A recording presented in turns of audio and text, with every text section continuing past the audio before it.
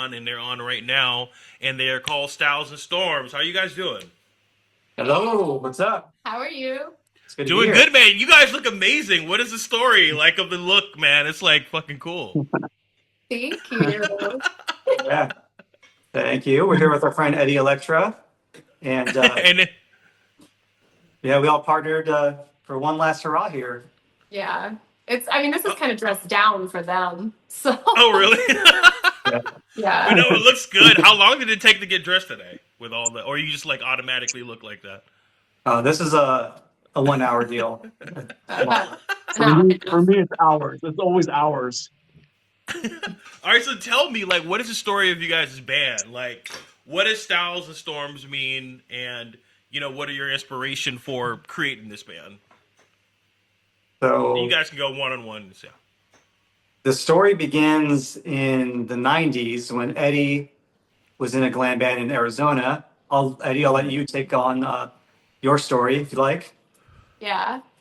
Yeah, I was in a band called Psycho Gypsy. This was like mid '90s. We were the Oh, cool. only glam rock band. We were based out of Arizona, and Oh shit. Okay. Yeah. yeah, and that's how all this began. Because I had a monthly event called the Glam Slam, and I would bring out Mm-hmm. bands from other states that were like-minded bands, looked like us, sound like us. And one of them happened to be this band called the Peppermint Creeps. Ah, And yeah, yeah, yeah. I already knew the drummer Tracy from before. He was in a band called Heartthrob Mob, which is the band that we actually did this cover song on, Rumor. And so we would bring them out, and they would bring us out to shows in LA. And then when my band fizzled, and then the original version of Peppermint Creeps fizzled, me and Tracy hooked up together, and we started doing a Motley Crue tribute band. It was Nice. originally called Shout at the Devil, but then we changed it. It was just called The Crew. And from there, I kept bugging Tracy. I'm like, dude, let's reform Peppermint Creeps. Like, let's do that. That shit was cool. And he wasn't down at first. There was some bad blood between some of those other guys and him, and he didn't want to do it. It took a while. And then at one point, they did some open mic night at a place called the Baked Potato in LA. Mm-hmm. And they got back together and they said, "Hey, let's do this." And so that's how that happened. And Robbie ended up joining the band later on, and he can tell you all about that. Yeah, let's hear it, man. This is fucking exciting. Yeah, so I was 16, 15, 16, in my own LA glam band called Black with a Q and an exclamation point. Mm-hmm. The exclamation point was very important. Um, and we opened for bands like Pretty Boy Floyd and Peppermint Creeps. And uh, no one in black was happy being in black. So um, I was trying to start something else up. I was in the process of doing that. Then I get a message from Tracy, and he was looking to add another member to Peppermint Creeps, and I tried out, and that was the years of my life, and that's where I met Eddie, and that's how I met Emily, and um, I ended up going in and out of Peppermint Creeps for a bit there in the 3 or 4 years I was in the band, and Emily and I kicked up our own band at the time after Yeah. one of those parts called Empires, and we then went on to pursue careers and livelihoods, and then we decided to give it another go here with music again, That's and what I love to returning to hear, glam. man. So, what's the And story of the name Styles and Storms? so, That's our name. I was in my own band called Fillmore Slim Mm-hmm. in Detroit, which is where I'm from. Mm-hmm. And I was Oh, supposed to nice. open for the Peppermint Creeps, and that's how I met Robbie. And I think I met Eddie first, actually, because Eddie did the booking back then. And then I met Robbie, and we started talking on like MySpace. And then my name in all the bands I've ever been in since I was 15 is Emily Storms, and Oh, his name is Robbie Styles. So it's nice. that's basically our glam version of Simon and Garfunkel. yeah. Garfunkel. I can be Garfunkel. No, it's like It's like Crosby, Stills, and Nash, Yeah. except there's no, yeah, because everybody Wait, calls Crosby. Wait. Okay, say that again. Like I'm trying to connect the two with what Crosby, Still, and Nash. because everybody. So he said it's Simon and Garfunkel, but Garfunkel wasn't particularly talented, and I feel like everybody in our group is Jesus, talented. that's a controversial take. For I just people feel like that watch, everybody that's calls Simon like he couldn't write. Like, I mean, he was right, right. you know, he was a fine singer. He wasn't completely without merit, but he wasn't, you know, he wasn't Paul Simon. He wasn't writing Graceland every other year. So, you know, but Crosby, Stills, and Nash, you have just like a more collaborative and equivalent group Yeah, yeah. of talents and skills, and it's not just like one superstar that's carrying everybody, you know. Yep. So that name is basically that, but our names being Robbie Styles and Emily Storms, it's just we felt like it was fun enough to still stand on its own as a silly but fun band name. That's also kind of mature at the same time because it's almost kind of like a boomer name, just having the band be our names. But you know, Yeah, the names aren't boomer, so it's fun, in my opinion. right. So I have a question for those of us that were not there, with the Sunset Strip time, even in the '90s, because I see a lot of like the Peppermint Creeps or the early '90s kind of glam bands like Circus and all those kind of guys. What is the biggest difference? Have you guys been? I know, let's say you live in LA, but what is the difference? Like if you go back to the Rainbow, you go back to the Whiskey and all that area. Like how different is it now from when it was in the '90s or the '80s, or what would you say is the huge difference? Even though a lot of them are glaring. Well, Eddie, you can talk about the night. Eddie was there before we were. So, Eddie, do you want Right. to talk about the late 90s? Yeah, the mid to late '90s was a really vibrant time out there. It was still going in full effect. There was a lot of glam bands out there. Peppermint Creeps was one of them. There was another long going band called Rebel on Red. Yeah. We played shows with them all the time. There was another band called Foxy Rocks, Yeah. Spiders and Snakes. I mean, there was all these bands that were still going on, and it actually still continued until probably the very first part of the 2000s, up until like you started to see a drop off after like 2006 or 2007, Yeah. is what I would say.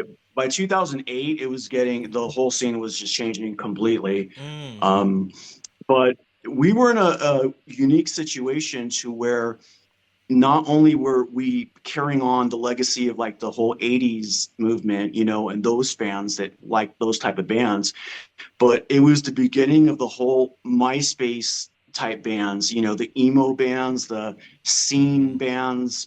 And those people latched onto us. They liked us just as much. So we had a very diverse crowd, and a lot of the bands that were like the glam bands, a lot of them were, I think, kind of jealous of it because they could only bring in, all the old school rockers, whereas we not only brought those people in, we had kids into us now, we had like teenagers come into our show. That was actually probably the majority of our audience by that point, I would say, was actually kids. Yeah, if you look at the scene kid time, it's really if you look at the hairstyles, it's Nikki Sixx pretty much. It's Mhm. Motley Crue. It's all of the Yeah. glam bands. That's what it like. People make it as if it's like, oh, it's something new. It's like it's really nothing new. As my mother always said, she's like, yeah, they were wearing that in the '80s. Like all these things you guys are wearing, just like kids now. When I was growing up, it was like baggy jeans and chains and Ed Hardy shirts, stuff like that. And now you Right. see kids, like, oh man, I saw a thing where Jack Black was at, I think he was at the Grammys and he was wearing like the chain, the baggy jeans, and like the suit jacket, the shirt, and everyone's like, he's ahead of his time. I'm like, no, that was the time. I'm like, no, you're just looking back and copying what they were doing at that time, just like we did in the 2000s. Everyone wanted to copy the '80s and so forth. But yeah, I would say like, Well, it's no secret. yeah, go ahead. I was going to say, it's no secret a lot of those bands that were like the emo bands that were wearing, they looked like Motley Crue, but they sounded emo. They are all Emo, fans yeah. of that. They're all fans of that, like Escape the Fate, Falling in Reverse, uh, Yes. Black Veil Brides. All of those bands come from that whole thing. Even Green Day, huge Motley Crue fans, which would Huge Motley surprise a Crue lot of fans. people. Yeah. So, Well, I and they all mean, it cited all Rebel mixed. Creeps too. Yeah. Yeah, so were you guys explain? I just wanted to talk about like the grunge era and like how was that? Because like a lot of people talk about it, you know, but if you weren't there, you don't know. And like how was that change that you saw like in the early '90s from like it being Poison and Warren and all these guys to people that look like Pizza Boys just hopping on stage, don't care how you look, even if you pay money to see them. Like what was the change about that? Like how did that look? Eddie, you're gonna have to feel that one because I like. Well, Robbie and I were both like. I mean, Okay. Robbie and I are both. Our earliest time on the scene was like 2003, Well, of 2004. course, yes, of course, So yes. yeah, so I was a small child then, so I don't know, but I mean, I think Eddie was pretty young too, but you might have a little bit better memory. So Eddie, what do you have to say about Um, that? the glam rock party continued all into the 90s and early mid 2000s. This is Thank you. a weird thing to think about is at the time, like I said, we were the only glam band in Phoenix. There seriously was no other band doing what we were doing at all. And one of the bands that we were playing with was the singer of Linkin Park, Chester Bennington. He had a Yeah, band out here, a grunge band, and we actually did shows with them and stuff, you know. yeah, Um, so you'd have a band like that, and then you'd have like us playing on the same bill. So it was pretty crazy, you know. I yeah. think a lot of the more, I was going to say, I think a lot of the more mainstream bands are the ones that really felt the brunt of that, the backlash and everything that was going on. They were the ones that really felt it. But us underground bands, it was still Yeah. happening. Yeah, that's why I always say like people think like the grunge thing came and killed and it was just like a pile. Like not really, because I'm like even a lot of the grunge bands and Nirvana, they've taken songs from Bowie. People don't know that Nirvana's "Come as You Are" is Killing Joke in the '80s. So if you listen to '80s by Killing Joke, that's literally from the '80s. So all of their shit was from the '80s. And I like to say a lot of those early bands have that glam vocal to them. But I think right now what I do love is people are starving for a party, which is for like bands like you guys. What people are looking for bands that put on something to make people feel something. Respect them. Like Sinatra always said, he was like, "Hey, these people are paying to see me, and they work hard." And so I want to at least be presentable, even though he was talking about tuxedos and stuff. But the same point remains. It's like you go to see someone, you don't want to feel like you want that bigger than life personality, that bigger than life look, that charismatic frontman or guitar person or drummer. You want that and you need that, especially today with the environment we're in, where everything is so serious and everyone's offended about everything. It's like, well, no, let's bring back to where it was like, hey man, I'm just like got off work and me and my wife or my girlfriend want to go see a fucking band kick ass and party hard and rock and roll, all that shit. And I feel like when I look at you guys, like I see all of that, and it's just like already when you're watching an episode, everything's vibrant, the colors are vibrant, the style is vibrant. You know what I mean? So do you guys think that that's like a thing that you see coming? Is this I would say like reemergence of like just not just glam bands, but those bands that are bigger than life. Yeah, I think so. Yeah. I I mean, think there's been a big. I would say there was like a resurgence around 2005, 2006, like when he was in the Creeps and when I was in Mm. Fillmore Slim. And then it seemed like it kind of dropped off like during the recession. And now there's like a huge resurgence. And you see like magazines like Electric Flare. I mean, they're digital magazines, but like Babes and Bands, everything glam metal. And they have like 52,000 followers on Instagram. I mean, it's not a small Yeah. localized, like when I was a teenager, there was MySpace was starting, but it wasn't huge yet. And you had these really like local scenes. Like in Detroit, you had like the Trash Brats, and you had people went out to that scene, and then there were people in Cleveland and people in Chicago, people in Cincinnati and Toronto, and you would kind of migrate between, but things were very centralized around the scene that you were a part of.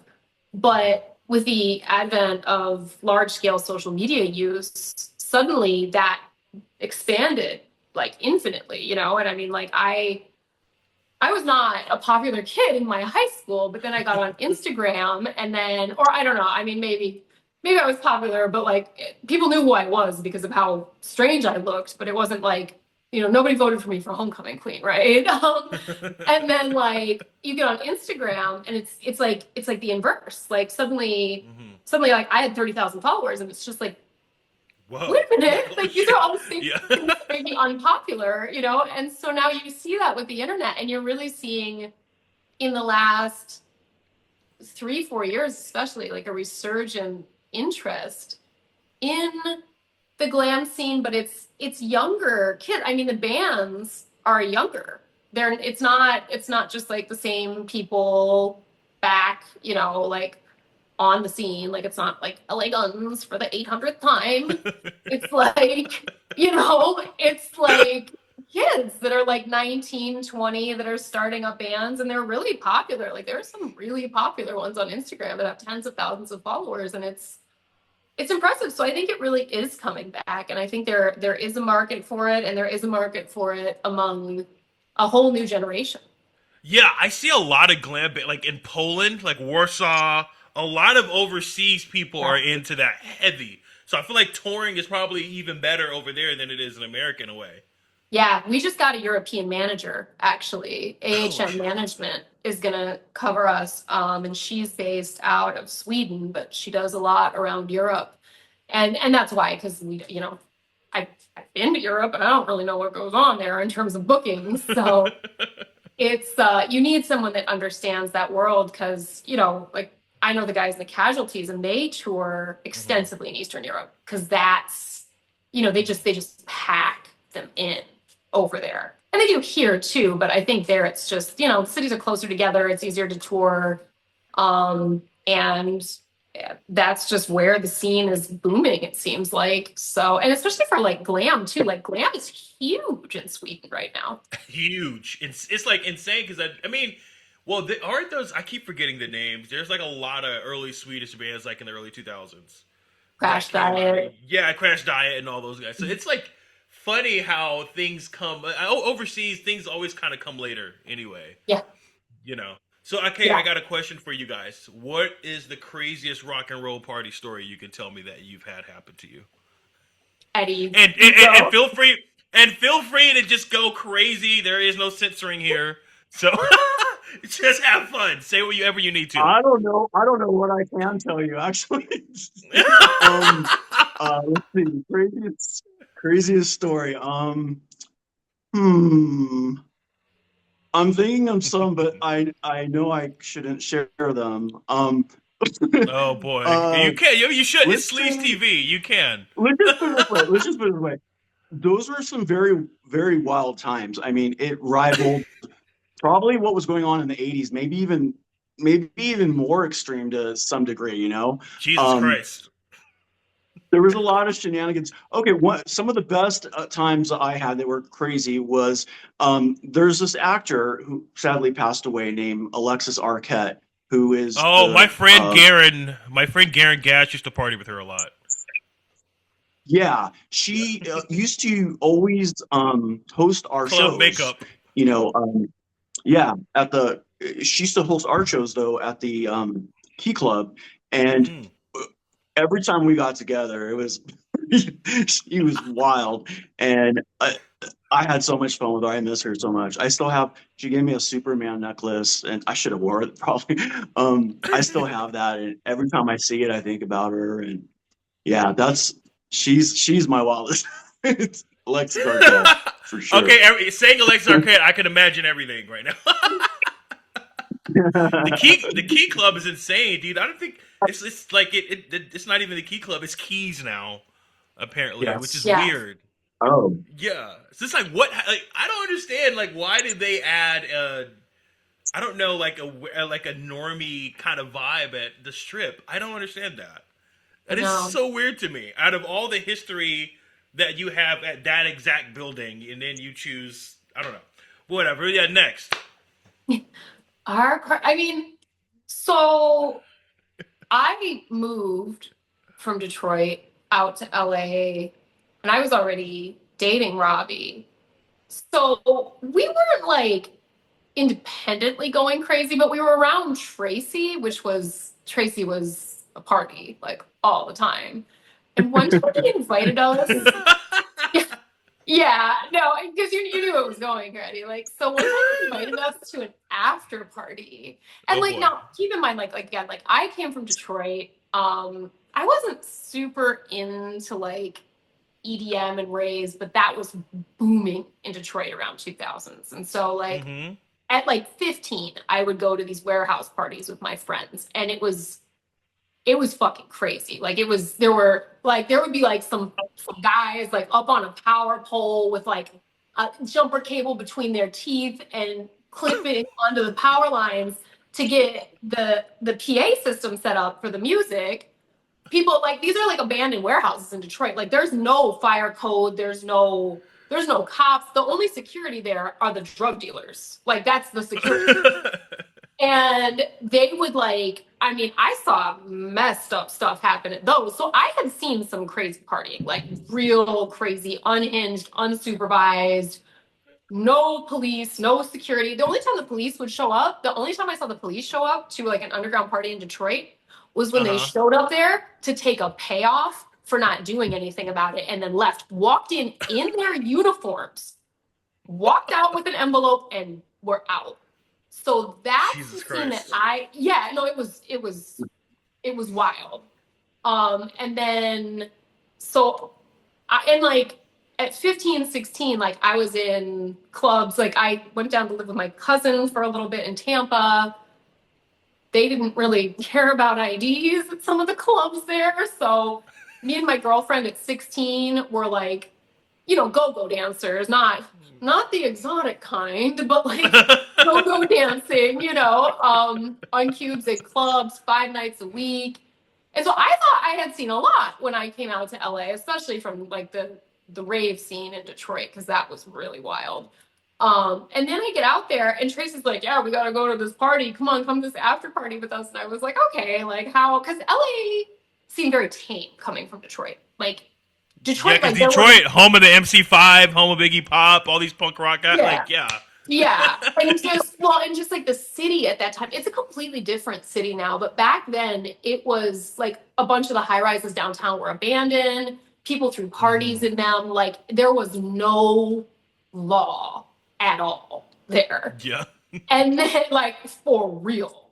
Yeah. And then, I came out to LA and it's like, they'd be like, now make sure you don't, when you go to the Rainbow, park down Doheny so you don't get a parking ticket. And I'm like, I'm used to seeing cars like on fire when I walk out of the club, like on bricks on fire, dead ass. Like, so I was like, oh, it's real tame out here. But then we went to a party with Tracy.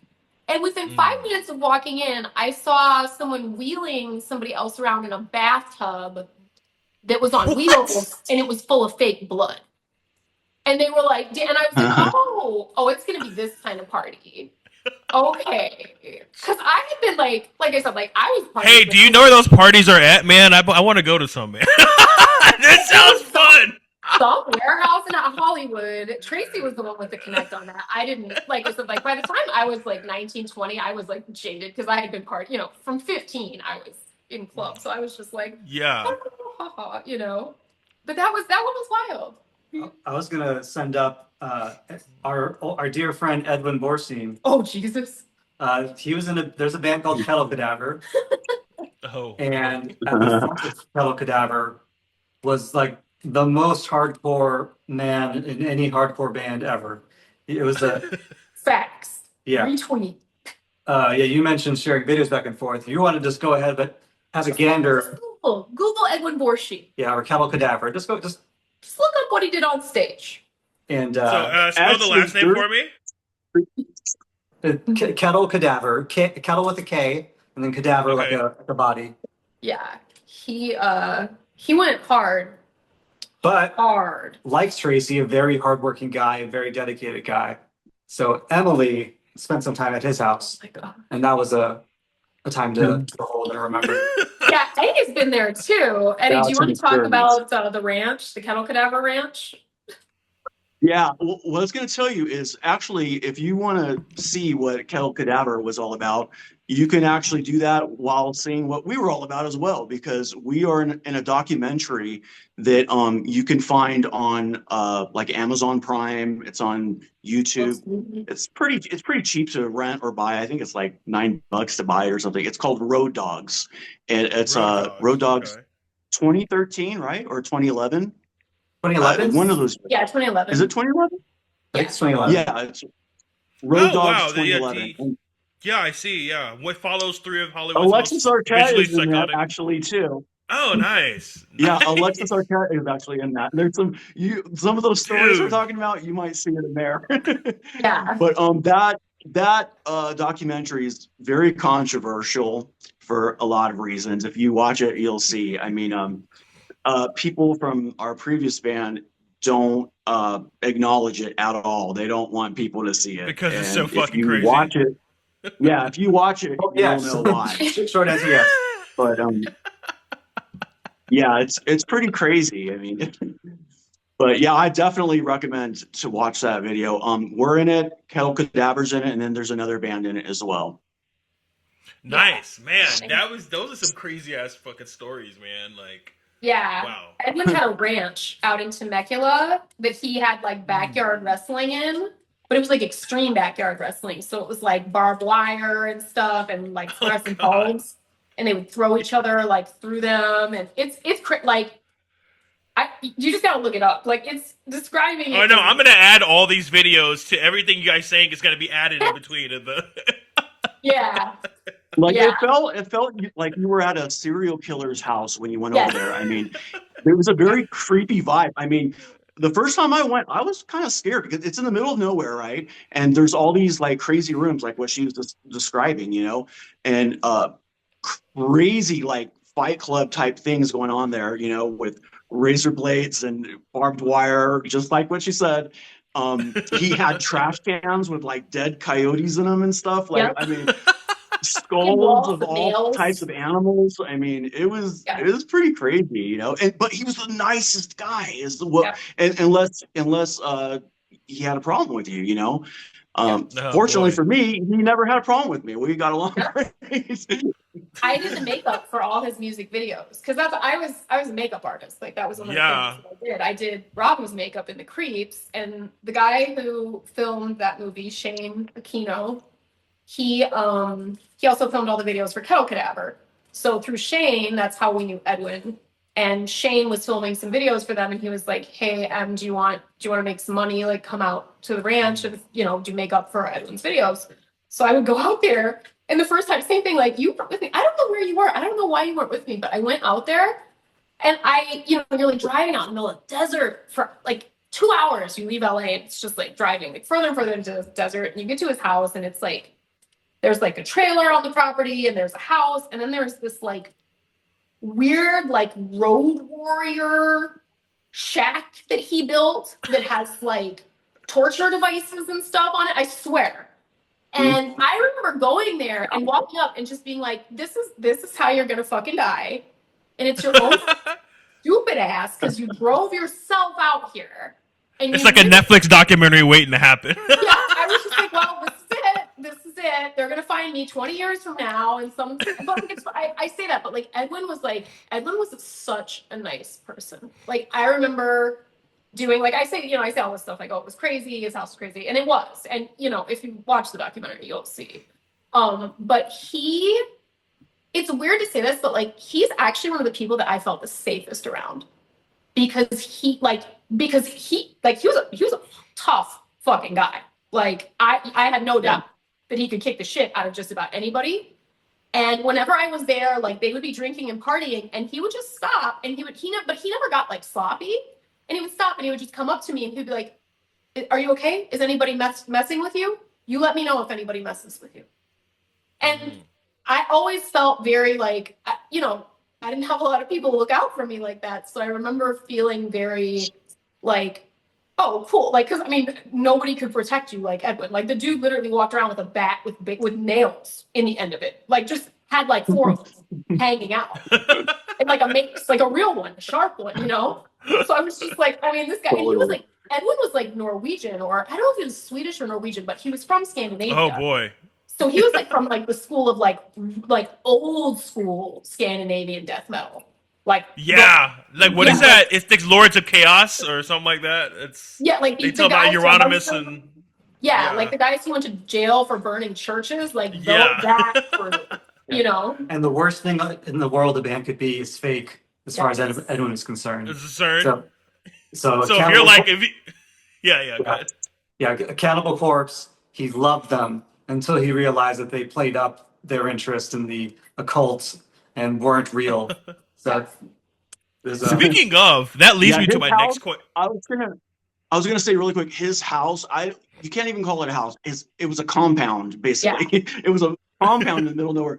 It was straight out of like a Rob Zombie movie, like The Devil's Yes. Rejects or something. Holy shit! It was What?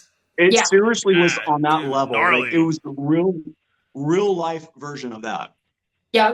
for sure. Yeah, that leads me to my next question. So before we get to your your music coming out, have speaking of the occult, have you guys while you're in Hollywood or LA, have you seen anything like all these conspiracy theorists about like the Illuminati, and then you run into the witchcraft and the occult? Have you guys have any stories for us that's like that's gonna get our like tinfoil hats on and stuff, or No Illuminati. I have never, in all my life, never seen anyone with power that like is like, how can I control these little yeah, tone set strip, like Birdman hand rubbing. Like I yeah. never seen anything like that. I've seen some crazy stuff, but nothing to do with any sort of like a ball of overlords. I don't think No, it's- like a cults with wearing like robes and stuff and creepy. Have No. Eddie? There was like a coven of witches that I was familiar with out there, and one of them, believe it or not, was actually I think he was the bass player of the band Kingdom Come. Holy They were shit. kind of like a Led Zeppelin Yeah. type of sounding band. Anyways, and there's actually even a news article you can see from like I think 2002 from UPN Los Angeles Halloween, and he's in it. And they're like drinking blood and like they're doing their seance and all this crazy stuff. That's the only thing I've seen like that. I haven't seen anything else besides that. Okay, Friends what who are about you? in Andrew, yeah, you I was just gonna say Hollywood's full of fake ass people. Yeah. You gotta go somewhere. fake ass witches even. Yeah. You gotta go You somewhere. gotta go like New LA. Jersey or Connecticut or something. Like, Yeah, no, I think the real occultists are not like you'd see like you'd meet people that be like, yeah, I'm a I'm into witch. witchcraft. I'm a warlock. Charge my crystal, like, but it was on So some gay. like, No, like yeah. Yeah, I don't think the Coven was really legit. I think it was just something they did, just for fun and freak people out, But that's the only thing I saw like that. Yeah. But I did hear of somebody that used to like our band. They supposedly went and smoked dope with Marilyn Manson out of like a bone pipe, a human bone pipe. That's what they said. I don't know how much I believe that. But It's like yeah, okay. Like... All right, so that was fun. So guys, tell us about Rumor. What's the deal on that? So, like we said earlier, Eddie and I were in a band. We were lucky enough to be in a band with a man named Tracy Michaels, who left an impact on our lives that's hard to really quantify or describe. And we were both fans of Eddie, or well, I was a fan of Eddie's, but I was a fan of Eddie too. and Eddie and I were fans of Tracy.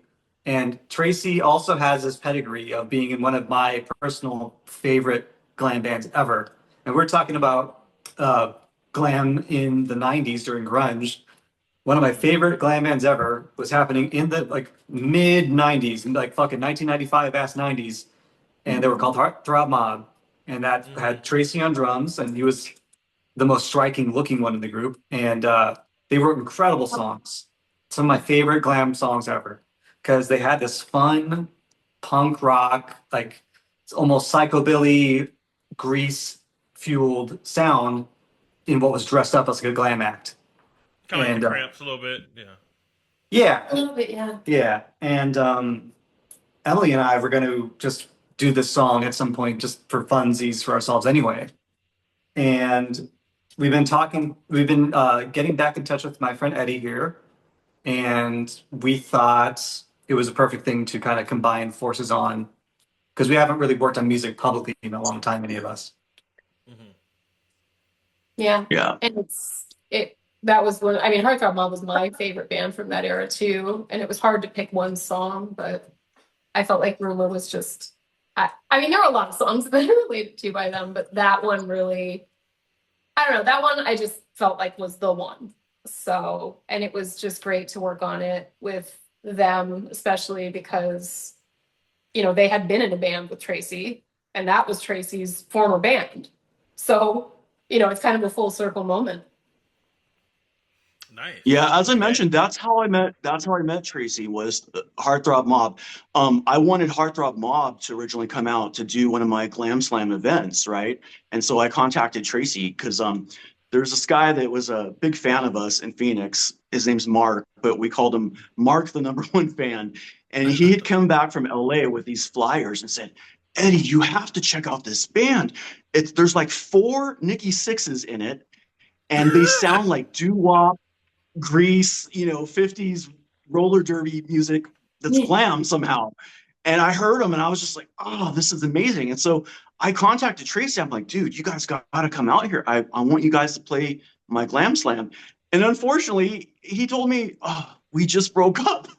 He's like, but I have this new, he's like, but I have this new band called Peppermint Creeps.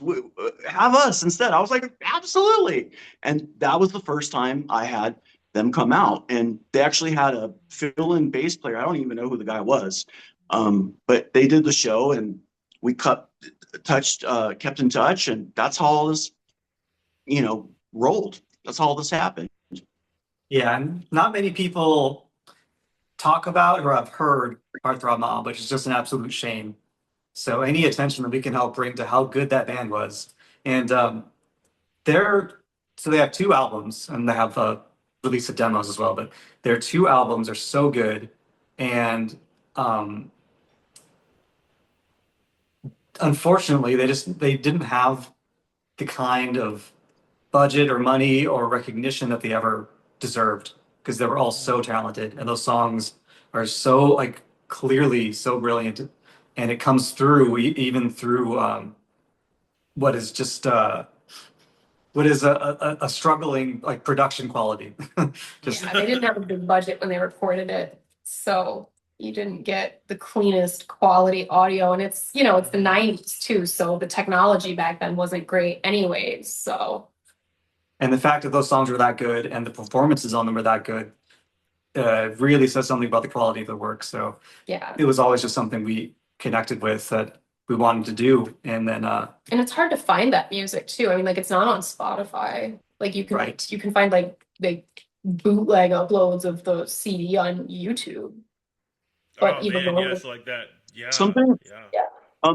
Something that's kind of controversial among fans that like Heartthrob Mob in regards to the recording is some people, their biggest gripe is not that the quality is so bad, but that there's an overload of like reverb and delay on the vocals, and some people just like it irks them or whatever. But I like it. I I like think it sounds too. cool. I think I it's like love it. gives it an atmosphere. And Lonnie's such a good Yes, singer. Like, he is such a good yes, singer. It was so, and I don't mean that just in like, oh, he sounded cool. I mean, he was a technically Like a trained. character, yeah.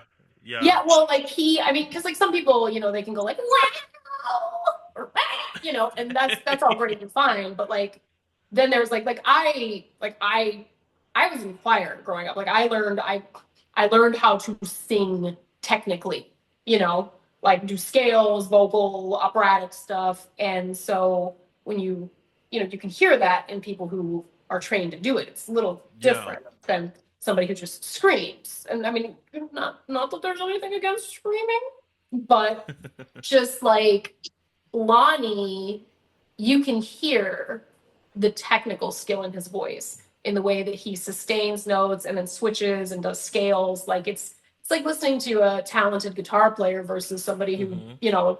just like a punk guy is just like jamming out 3 chords, versus somebody who can Yeah. play, whole compositions. It's, it's the same thing, but with their voice, right? I mean, Lonnie is one of the few singers, especially in glam, who I feel like had a really strong vocal background and used his voice, like truly like an instrument and you can hear all the scales. And it was hard. I mean, it was hard for me. And like I said, like I was technically trained and it was hard for me. I don't know if it comes through in the recording or not, but some of those transitions and the vibrato that you put on certain notes before you jump out of it is hard to do. Like I remember going through it and being like, ooh, like, and I could sing opera stuff, so that's hard. But that's just how good he was, and he still is. I mean, he was in Adler's Appetite until recently, but he didn't sing anymore. And it's a great shame because he's an amazing, amazing vocalist. So, sadly, when I first met him, I was telling him, what a fan I was of his band and everything. And this was when I first moved out to LA and joined the Creeps.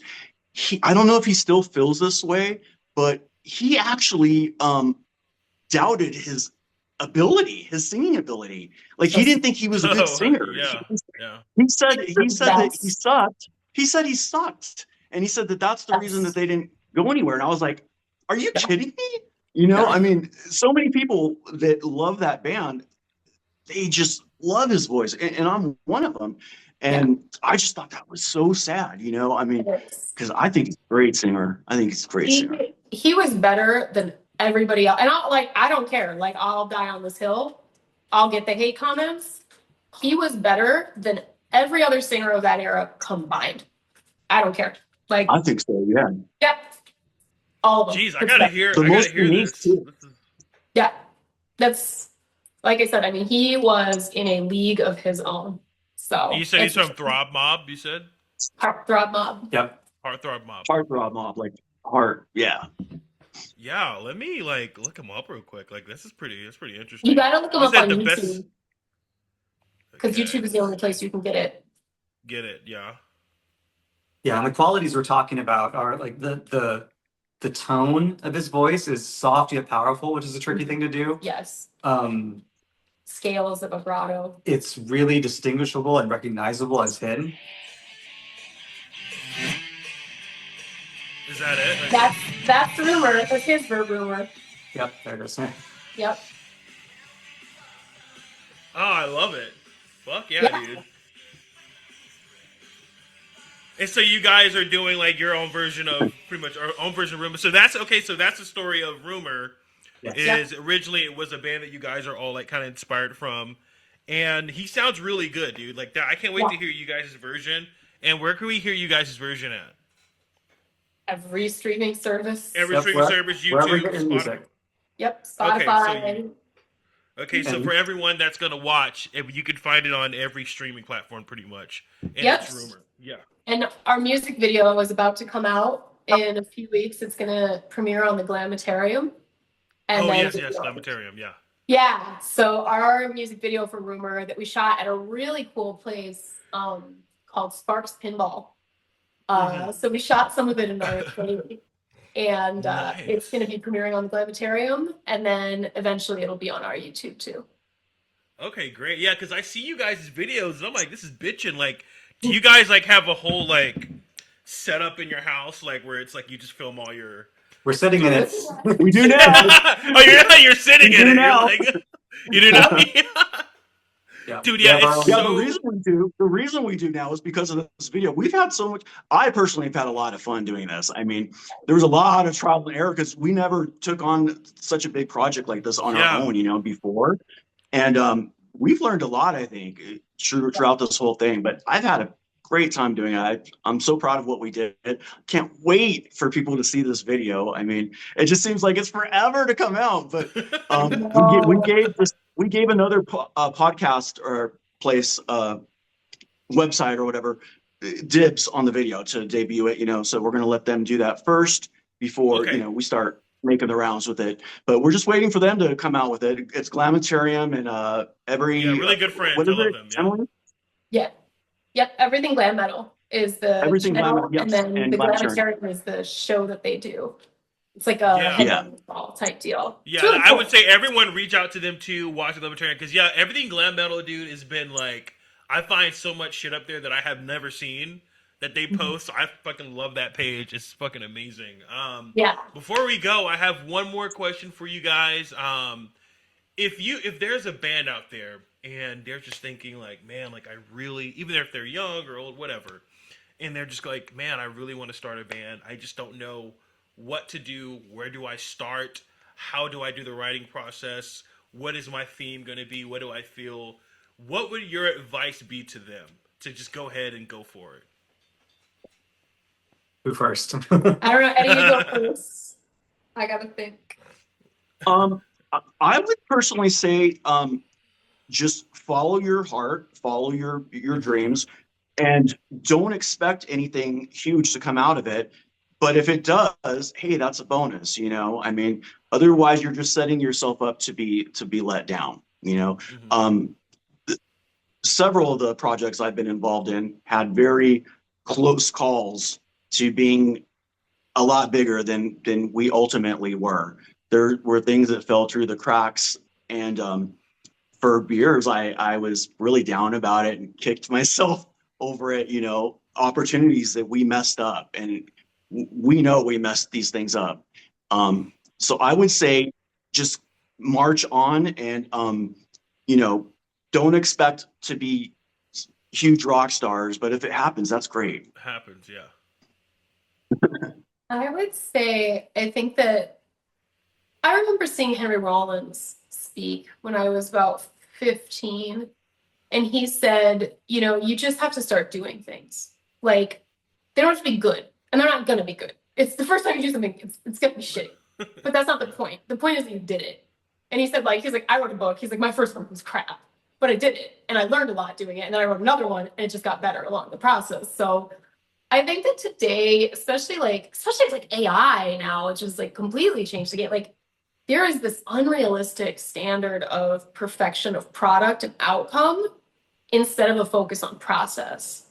And I think that when you learn the process and you focus on the process and learning your process, your outcomes will improve dramatically. Whereas instead, you know, people nowadays, it's just like, oh, do I look thin enough? Do I have right? Okay, you know, does it sound well? If it doesn't sound good, then let's get the AI and let's cheat and let's, you know, it's like, you know, like I said, like it's don't be afraid to fail, because anybody who has achieved anything in life will tell you that they failed 1,000 times before they succeeded once. So I think, and it's hard when you're failing, you know, because like there wasn't social media when I was 15. So my failures didn't have an audience outside the immediate room, you know? And that maybe it made it easier, I don't know, but I think for kids nowadays, the fear of having that failure live like forever and be exposed to this like infinite audience on the internet is like really scary, and it either dissuades them from doing it or causes them to fall into like really unhealthy habits or makes them cheat, you know, with AI or whatever to like achieve a result, like I said, where it's result driven instead of process driven. And I just would say to people like, you know, like you can shut the fucking comments off, man, or you can be like, really just Deadpool them. Like I'm just like, oh, let's talk about your childhood. What age were you when your dad left? Like that's what I'm for. Really, because I just, you know, I'm just like, I'll troll you harder. Like I've been doing this I've lived with this crap. Yeah, like especially if you're rock and roll, you're just kind of like, fuck you, man. Like, yeah, like you don't like me, whatever, you know, like. Yeah. Oh yeah. No. Something I'd like to add is, don't be afraid of people making fun of you or not liking what you do either, because no matter what you do, it could be anything. No matter what you do, there's going to be somebody that doesn't like it. So you might as well just do what makes you happy, because you're going to make somebody else unhappy regardless. And there's going to be a bunch of people who love what you do. So do what makes you happy is what I would say for sure. Yep. And when they come around, like I said, like you can shut the comments off, or you can delete them, or you can just give it right back to them, like some of us. But what would you say? And it's important to own. It's important to own it too. If you're going to be like a crazy image type band like what we've done, you have to own that. If you run away, scared because somebody made fun of you, you lost. You have to own Yeah. it and Yeah. double down and be like, you know what? You don't like this? I'm going to be 10 times this now. That's what I My say. favorite scene is in The Dirt when Motley Crue, I think they're at some Hollywood club, and their first show, and Vince Neil has like the boots on, and I think someone is like, oh, are you a chick or whatever, and they spit at him, and then they just went to go and like fucking kick their ass, and they're just kind of like, fuck you. And that's what I think is like, yeah, if you're in rock and roll, man, like you just got to be like, you know what, fuck these people. Like I don't care. Like that's the whole point of the spirit of it is being unapologetically Right. you. And if someone wants to come at you in the comments, like she said, either you could turn them off, or if I was like, just go back at it, like fuck it, just go right back in and say, hey, screw you, man. You know what I mean? Or listen to my music. You know what I mean? Yep. Yeah. And I agree with everything Eddie and Emily said. And the only thing I'll add is to always work to find your voice. As great as Rat and Poison and Motley Crue are, I would way rather see someone do something that doesn't work, that represents who they are as an artist, than to just replicate something one to one. Put your own spin on things, find your own voice, spend time with yourself to figure out what you want to say, what you want to put out into the world. Because I think that when you do things like that, your art will carry meaning and resonate with someone in a deeper way, and that's what all of this is about. Perfect, man. All right. I personally too, No. really quick, I personally am a huge fan of mixing genres. Just because, you play glam rock doesn't mean that's all you have to do. Mix it up. That's what I say. No, I agree. Yeah, because a lot of the music that I'm making now is kind of like a jazz fusion and a little bit of rock. Yeah. Yeah, and so like I'm releasing that pretty soon. And that's what I've been trying to do is find ways to incorporate something because in my last podcast, I was telling the person like I feel like if you listen to like Motley Crue or you listen to the '90s bands, they all sound different in every decade. So I think it's been stagnant because no one's trying to like mix anything. Kind of like you were just saying, like if once you mix things, you say, well, I kind of like Sinatra, but I also kind of like AC/DC. Find out a way to make it work. It sounds insane, but I mean, find a way to make it work. But yeah, it's been great talking to you guys. Tell us where to find you on every single social media platform, and then what you guys got coming up, like shows, music, so forth. Eddie, you want to go first? Okay, well, the only social media that I'm on at this point is TikTok, and my TikTok is at Eddie Electra, EDDIEELECTRA. That's it. I don't like social media for the most part. I like to be able to control it, and I've been able to control what goes on TikTok much better. However, I am thinking about opening up a YouTube account, and maybe they're kind of talking me into an Instagram. Maybe I hate Facebook and Meta though, but yeah, Facebook maybe I'll sucks. give them. I don't know. I used to have a Twitter, but it's inactive, and I have an old Facebook. If anybody goes on there, I can't even log into it. It's been inactive for years and years, so don't even bother with that one. TikTok is where it's at for me. Eddie Electra. Okay, perfect. And for us, we are at Styles and Storms on everything. We're on Instagram, we're on TikTok, we're on YouTube. We might be on Facebook soon. We have management now. AHM management. Adrian with AHM management. Okay. And so there might be more fronts and more places. Yeah, we have stylesandstorms.com. It's dressed up as a press kit right now, but that's probably going to morph and transform as we do more. Styles and Storms, that's where we're at. And the music video for Rumor coming out sometime in the next week or two on Everything Glam Metal on YouTube. Yep. Okay, perfect. And we'll connect with them. Really quick, I do want to plug one more thing. There's another video coming out after that me and Robbie did. It is a cover of Boy George Culture Club, Church of the Poison Mind. I'm in full Boy George costume. Yep, I'm singing, and he's playing guitar on it.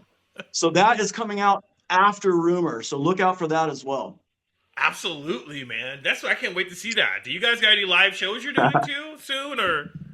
Not at this moment. No, not yet. We really want to, after this big push for Rumor, we're gonna focus on writing new music, and I think that our management is interested in maybe booking us some festivals over in Europe, something like that, because touring right now, like both of us come from bands that toured a lot. And touring is very hard to be profitable. But things like festival gigs, like that's where you can do it and you can be profitable and you can get in front of a Yeah. lot of people. So our focus right now is more on just creating quality Writing music and yeah. and and booking. If we do book gigs, it's going to be quality over quantity, and making sure that we're not just going on the road to go on the road, because I've seen the road kill so many many good bands. bands. Yep. So Which reminds me, really quick, I want to mention next year, I do actually have a handful of performances at some festivals. I'll be releasing information on that. It's with one of my projects, which is the Boy George Culture Club thing. I actually have that's turning into something for me. So you're going to be hearing about me, seeing me, hopefully, on a stage, several stages next year. Okay, sounds good. And yeah, I also have a SLEAZE TV fest coming up soon too that I'm planning with the Viper Room. Very cool. So yeah, Congrats. so I'll have you guys there, and then have all your bands there. If you guys want to come out and do a nice. gig, that'll be fun. Yeah. Cool. Yeah, that's Yeah. the kind of stuff that we're interested in, is like, events like that. All right, perfect. All right, thank you guys so much. I'll talk to you soon. Thanks.